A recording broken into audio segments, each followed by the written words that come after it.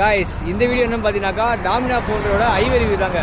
இந்த வண்டி வாங்கி கிட்டத்தட்ட 40,000 கிலோமீட்டர் ஓட போகுதுங்க. 38,500 ஓடி இருக்குது.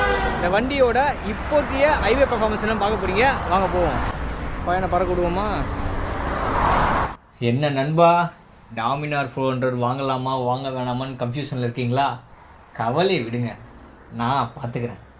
இந்த வண்டி உங்களுக்கு செட் ஆகுமா ஆகாதா, யாருக்கு செட் ஆகும் ஆகாதுன்னு சும்மா புட்டு வைக்கிறேன். வீடியோவை ஃபுல்லாக பாருங்கள். வாங்க வீடியோக்குள்ளே போகலாம். மச்சான், நான் ஃபஸ்ட்டு மைலேஜை பற்றி சொல்லிடுறேன். மைலேஜ் இது 400 சிசி. எனக்கு நான் 4 வருஷமாக இந்த வண்டி ஓட்டின எக்ஸ்பீரியன்ஸில் சொல்கிறேன். நான் பொறுமையாக ஓட்டினேன். அதாவது ஹைவேல ஒரு கூட வந்த ஃப்ரெண்ட்ஸ் வந்து பொறுமையாக ஓட்டினால 70-80லேயே ஓட்டினேன். அந்த ட்ரிப் அப்போது நீ நம்ப மாட்டேன், 35.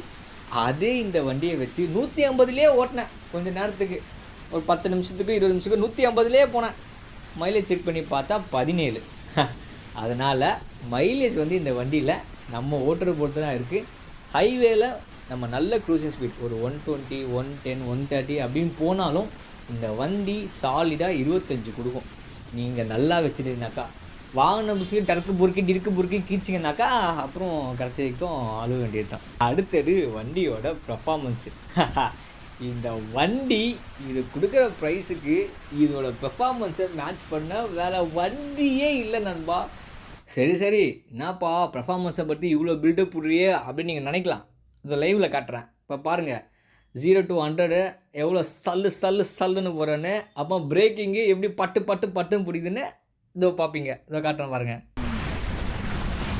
ஆக்சுவலாக நான் வந்து 0 to 100 காட்டலான்னாங்க போனேன். இப்போ பாருங்களேன், ஒரே முறுக்குதான், சைன்னு முறுக்கிறேன். எப்படி போதும் பாருங்கள். பட்டுன்னு பார்த்தீங்கன்னா வாட்டி இண்டிகேட்டர் போடாமல் ரைட்டில் வந்துட்டான். நல்ல வேலை ஷார்ப்பான பிரேக் இருந்தனால தப்பிச்சேன். நெக்ஸ்ட்டு ஸ்டெபிலிட்டிக்கு வந்துடுவோம். ஸ்டெபிலிட்டி நான் உனக்கு ஒரு குட்டி ஸ்டோரி சொல்கிறேன் மச்சி, இதை கேட்டுக்கோ. நான் வந்து 2021 தீபாவளி இருக்கும். அப்போ என்ன பண்ணேன், என் ஃப்ரெண்டோடு சேர்ந்து நாங்கள் வந்து கொடைக்கானலுக்கு ட்ராவல் பண்ணிகிட்டு இருந்தோம். கரெக்டாக நம்ம செங்கல்பட்டு டோல் தாண்டினோடனே பார்த்தீங்கன்னாக்கா நான் வந்து நைட்டில் போயிட்டு இருந்தேன். என் லெஃப்ட் சைடில் காரு, ஃப்ரண்ட்டில் பஸ்ஸு. அவர் 120ல் போயிட்டு ரெண்டுத்தையும் சேஸ் பண்ணிடலான்னு விட்டு தூக்குறேன். மழை வேற பெய்யுது, கீழே அடி பாதார பள்ளம் விட்டான் ஒரு உள்ள. ஏன்னா நான் தெரிஞ்சு பண்ணல, போயிடுச்சு. பிரேக் பிடிச்சா பின்னாடி உயிர் போயிடும். அதனால் வந்து விட்டு தூக்குனா ஃப்ரெண்டு சும்மா அப்படி ஸ்பைடர்மேன் மாதிரி ஏரில் இருக்கான். சரி வண்டியை நிப்பாட்டி பார்த்தா வண்டிக்கு ஒன்றுமே ஆகலை. செம ஷாக்கு. அப்புறம் கிட்டத்தட்ட திண்டுக்கல் போயிட்டு ஸ்லோவாக ஓட்டும் போது வண்டி டக்க போட்டான்னு போச்சு. என்னான்னு பார்த்தா சஸ்பென்ஷன் வந்து கேப்பு, டயருக்கும் சஸ்பென்ஷனுக்கும் அம்மாவும் பெரிய கேப்பு. ஆனாலும் வண்டி எங்களை கீழே தள்ளி விடலை. அந்த உடஞ்ச சஸ்பென்ஷனோடைய அந்த பெண்டான சஸ்பென்ஷனோடைய நாங்கள் கொடைக்கானல் ட்ரிப்பை முடிச்சுட்டு ரிட்டன் சென்னைக்கே வந்துட்டோம். அதே 100-110லேயே வந்தோம். இதுதான் மச்சி ஸ்டெபிலிட்டி. உன்னோட ரிம்மே பெண்டாக இருந்தாலும் உன்னால் 110, 120ல் வர முடியும் மச்சி. அதனால் கொஞ்சம் பார்த்தே ஓட்டுங்க. ரிம்மெல்லாம் பெண்டாகிடாதீங்க, மனசு ரொம்ப கஷ்டமாக இருக்கும். பில்லு 8000 தாண்டிடும். அதனால் கொஞ்சம் பார்த்து ஜாக்கிரதையாக ஓட்டுங்க. அடுத்தது நம்ம செல்லாக்குட்டியோட க்ரூசிங் ஸ்பீடையும் சொல்லிடுறேன். அதையும் கொஞ்சம் உங்கள் லிஸ்ட்டில் சேர்த்துக்கோங்க. நீங்கள் அசால்ட்டாக 120லேருந்து 130 க்ரூசிங் ஸ்பீடில் ஒரு 4 கணக்கில் நீங்கள் போய்கிட்டே இருக்கலாம் வித்து பில்லியனோட. சரி, நீங்கள் கேட்கலாம், ப்ரோ என் R15லேயே நான் இதை பண்ணுவேன், நீ என்ன ஒரு டாமினார் 400 பீடி சொல்கிறீன்னு கேட்கலாம். ஆனால் உங்களுக்கு ஒரு இன்னொரு குட்டி ஸ்டோரி சொல்கிறேன். எக்ஸாம்பிள், நீங்களும் உங்கள் ஃப்ரெண்டும் ஒரு ட்ரிப்பு போகிறீங்க. ஹைவேல 2 பேரும் 120 போகிறீங்க. திடீர்னு ஒரு சேஸ் இருக்கணும் போது நீங்கள் டாமினாரில் வித்து பில்லியனோ வித்தவுட் பில்லியனோ குட்டி ட்ராட்டில் கொடுத்தீங்கன்னா ஃபைன்னு போயிடலாம்.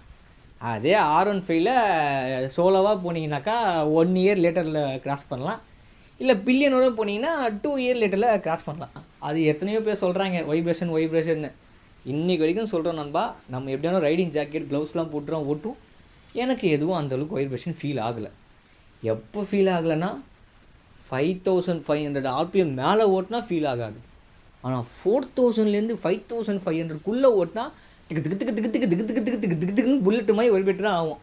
பார்த்துக்கோ மச்சி.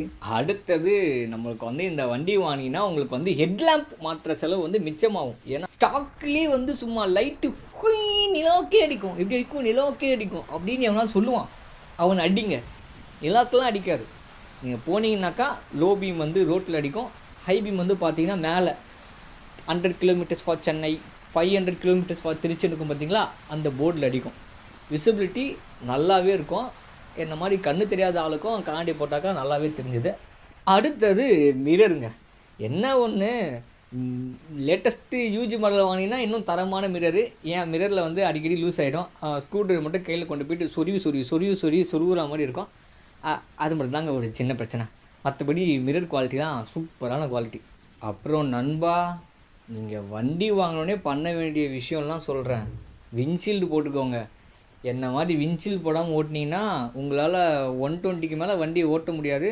நான் காற்று வாங்க போனேன்னு காற்று வந்து டப்புன்னு அடிக்கும் நம்மளை. அதுக்கப்புறம் நீங்கள் மஸ்ட்டு எது பண்ணுறீங்களோ இல்லையோ பேக் ரெஸ்ட்டு கண்டிப்பாக போட்டிருக்கேன் நண்பா. அப்படி இல்லைன்னா பில்லியன் நீங்கள் பறக்க விட்டுருவீங்க. நீங்கள் வந்து ஒரு 100 110 போகும்போது வந்து ஒரு லாரியை வந்து கிராஸ் பண்ணுறேன், ஒரு பஸ்ஸை வந்து சேஸ் பண்ணுறேன் அப்படின்னு சொல்லி ஒரு முறுக்குனீங்கன்னா நீங்கள் போயிடுவீங்க. பில்லியன் வந்து பஸ்ஸு கீழே கிடப்பார். அதனால் கண்டிப்பாக பேக் ரெஸ்ட்டு போட்டுருங்க நண்பா. சரி, ஓகே நண்பா, இப்போ நம்ம நெகட்டிவ்ஸ் பக்கம் போவோம். மனசு கல்லாக்கிக்கோங்க. நான் உண்மையை புட்டு வைக்க போகிறேன். என் வண்டியாக இருந்தாலும் நான் வந்து சில விஷயத்தில் என் வண்டியை காரி துப்புவேன். அது முதல் விஷயம் என்னென்னு பார்த்தீங்கன்னா, வண்டியோட வெயிட்டு தாங்க. இந்த வண்டியோட வெயிட்டு ஹைவேல எவ்வளோக்கு எவ்வளோ நம்மளுக்கு வந்து ஸ்டெபிலிட்டியை கொடுத்து செம்ம பாசிட்டிவாக நம்ம வச்சுருந்தாலும் நீங்கள் ஹில் ஸ்டேஷன் போகும்போது இந்த வண்டியில் ரொம்பவே கஷ்டப்படுவீங்க. எப்போனா நீங்கள் ஹில்ஸ் இறங்கும் போது சில பெண்டெலாம் வந்து பார்த்தீங்கன்னாக்கா சின்ன பெண்டாக இருக்கும், ஸ்லோப்பு ஹையாக இருக்கும். அப்போது எதிர்க்க வண்டி வந்துட்டால் உங்கள் லக்கு. நீங்கள் எதிர்க்க வண்டி வரலன்னா ஹில்ஸில் சும்மா பெண்டு போட்டு படுக்க போட்டு போகலாம்.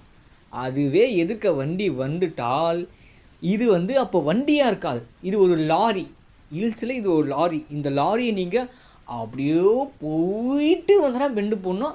அப்படி ஷார்ட் டிஸ்டில் பெண்டு போட்டிங்கன்னா அவங்கள தூக்கிறதுக்கு 4 பேர் வரணும், வண்டியை தூக்கிறதுக்கு 10 பேர் வரும். அடுத்தது சஸ்பென்ஷன். என்னது சஸ்பென்ஷனா அப்படின்னு நீங்கள் வந்து கொந்தளிக்கலாம். வெயிட் பண்ணுங்கள். இந்த பஜாஜுக்காரன் என்ன பண்ணியிருக்கான், ஃப்ரண்ட் சஸ்பென்ஷனை வெறித்தனமாக ரெடி பண்ணி வச்சுருக்கான். ஆனால் பேக் சஸ்பென்ஷனில் கோட்டை விட்டாங்க. நீங்கள் ஏதோ பள்ளத்தில் இறக்குறீங்க, ஒரு 30 40 50 இறக்கினா கூட ரைடருக்கு ஒன்றுமே ஆகாது. நம்ம வந்து சும்மா ஜிம்முன்னு போயிடுவான். ஆனால் பின்னாடி பில்லியனுக்கு மண்டையே வெடிச்சிருவாங்க. அந்த அளவுக்கு வலிக்கும் அவனுக்கு.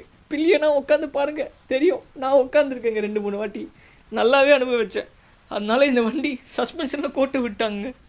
சரி, இப்போ இந்த வண்டி யாருக்கு செட் ஆகும், யாருக்கு செட் ஆகாதுன்னு சொல்லிடுறேன்.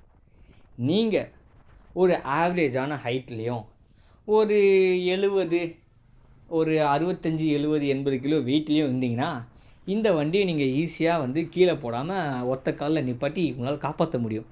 ஹில் ஸ்டேஷன்லேயோ இல்லை தப்பாக எங்கேயாச்சும் இந்த ரோட்டில் வந்து சில இதெல்லாம் பார்த்திங்கன்னா ரோடு வந்து அப்படியே மேடாக போவோம், அப்படியே பள்ளமாக போவோம். சப்போஸ் வண்டி கவுத்து விட வாய்ப்பே இல்லை. ஒரு வேளை நீங்கள் கவுந்துட்டினாலும் உங்களால் இந்த வண்டியை வந்து கட்டுப்படுத்த முடியும். அதுவே நீங்கள் 60 கிலோக்குள்ளே இருந்தீங்கன்னா தயவு செஞ்சு இந்த வண்டியை ஹில் ஸ்டேஷனில் பார்த்து ஓட்டுங்க. ஏன்னா இது ஒரு லாரி. இப்பயே தெரிஞ்சிருக்கும் இந்த வண்டி யாருக்கு செட் ஆகும், செட் ஆகாதுன்னு. நெக்ஸ்ட்டு இந்த வண்டியை வச்சு நம்ம சிட்டியில் எங்கே வேணால் பெண்டு போடலாம், பூந்து விளாடலாம். ஆனால் டேர்னிங் ரேடியஸ் கம்மி. ஏன்னா இது ஒரு லாரி. அதனால் நீங்கள் டேர்னிங் யூ-டர்ன்ஸ்லாம் எடுக்கும்போது ரொம்ப ரொம்ப ரொம்ப கஷ்டப்படுவீங்க சிட்டிலையும். இதுதான் வந்து இந்த வண்டியோட மேஜர் பாயிண்ட். இப்போ நீங்களே புரிஞ்சுக்கோங்க இந்த வண்டி உங்களுக்கு செட் ஆகுமா ஆகாதான்னு. அடுத்த வீடியோவில் சந்திப்போம். உங்களிடமிருந்து விடைபெறுவது உங்கள் ஜனா, லைஃப் வித் ஜனா.